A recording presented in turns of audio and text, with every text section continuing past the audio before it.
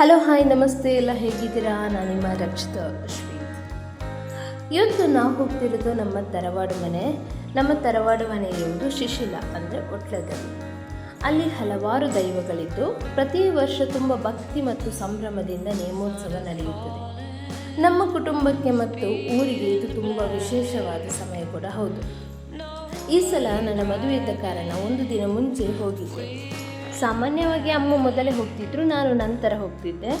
ಆದರೆ ಈ ಸಲ ಆರಂಭದಿಂದಲೇ ಎಲ್ಲವನ್ನು ನೋಡುವ ಅವಕಾಶ ಸಿಕ್ಕಿತು. ನಾವು ಮೊದಲು ಡೈರೆಕ್ಟಾಗಿ ಭಂಡಾರ ತೆಗೆಯುವ ಜಾಗಕ್ಕೆ ಹೋದ್ವಿ. ಆ ಜಾಗ ಕಾಡಿನ ಮಧ್ಯೆ ಪ್ರಕೃತಿಯ ನಡುವೆ ಇರುವುದರಿಂದ ಅಲ್ಲಿಗೆ ಹೋದ ತಕ್ಷಣ ಒಂದು ರೀತಿಯ ಪಾಸಿಟಿವ್ ಎನರ್ಜಿ, ಶಾಂತಿ ಫೀಲ್ ಆಗುತ್ತೆ. ಅಲ್ಲಿ ನಮ್ಮ ಕುಟುಂಬದವರು ಮತ್ತು ಸಂಬಂಧಿಕರೆಲ್ಲ ಸೇರಿದ್ದರು. ವರ್ಷಕ್ಕೆ ಒಮ್ಮೆ ಎಲ್ಲರೂ ಹೀಗೆ ಸೇರುವಾಗ ಸಿಗು ಖುಷಿಯೇ ಬೇರೆ. ಮಾತಾಡೋದು, ಹರಟೆ ಹೊಡೆಯೋದು, ಹಳೆಯ ನೆನಪುಗಳನ್ನು ನೆನಪಿಸಿಕೊಳ್ಳುವುದು, ಇವೆಲ್ಲ ಸೇರಿ ಒಂದು ವಿಭಿನ್ನ ಸಂತೋಷ ಕೊಡುತ್ತೆ. ನನಗಂತೂ ಯಾವಾಗಲೂ ಅನಿಸೋದು ಏನಂದರೆ, ಇಂತಹ ದೈವದ ಕಾರ್ಯಕ್ರಮಗಳು ಕೇವಲ ಆಚರಣೆಗಳಲ್ಲ, ಅವು ನಮ್ಮ ಕುಟುಂಬವನ್ನು ಮತ್ತು ನಮ್ಮ ಸಂಸ್ಕೃತಿಯನ್ನು, ನಮ್ಮ ಬೇರುಗಳನ್ನು ಒಂದೇ ಜಾಗದಲ್ಲಿ ಕಟ್ಟಿ ಹಿಡಿಯುವ ಶಕ್ತಿ ಹೊಂದಿದೆ. ಆಮೇಲೆ ನಾವು ಮಾನ್ಯ ಅವರ ಮನೆಯ ಕಡೆ ಹೋದ್ವಿ. ಅವರ ತೋಟದಲ್ಲಿ ತೆಂಗು, ಬಾಳೆ, ಪುನರ್ಪುಲಿ, ಮಾವು, ಹಲಸು ಹೀಗೆ ಹಲವಾರು ಹಣ್ಣುಗಳಿದ್ದವು. ಸುತ್ತಮುತ್ತಲಿನ ಹಸಿರು ವಾತಾವರಣ ನೋಡಿದಾಗ ಪ್ರಕೃತಿಯೇ ಒಂದು ಆಶೀರ್ವಾದ ಅನ್ನೋ ಭಾವನೆ ಬರುತ್ತದೆ. ಸ್ವಲ್ಪ ಸಮಯ ಅಲ್ಲಿ ಕಳೆದು ಮತ್ತೆ ಭಂಡಾರ ತೆಗೆಯುವ ಸ್ಥಳಕ್ಕೆ ಹೋದ್ವಿ. ಅಲ್ಲಿ ಎಲ್ಲರೂ ಸೇರಿ ಪ್ರಾರ್ಥನೆ ಮಾಡಿ ಭಂಡಾರವನ್ನು ತೆಗೆದರು. ಆ ಕ್ಷಣದ ಭಕ್ತಿ, ಅಲ್ಲಿನ ವಾತಾವರಣ ಮತ್ತು ಜನರ ನಂಬಿಕೆ ನೋಡಿದಾಗ ಮನಸ್ಸಿಗೆ ಒಂದು ವಿಶೇಷ ಶಾಂತಿ ಸಿಗುತ್ತದೆ.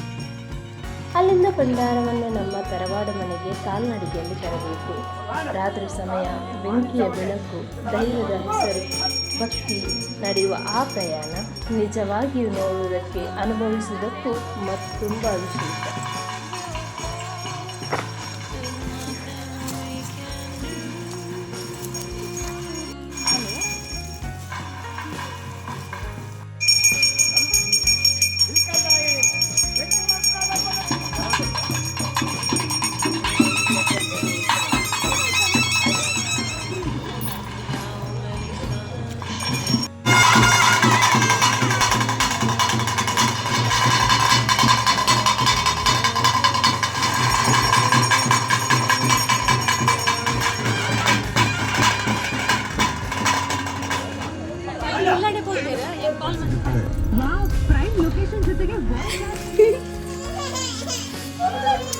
ಹೌದಾನೆ ಅಂಚನಾ ಇಡಬೇಲ.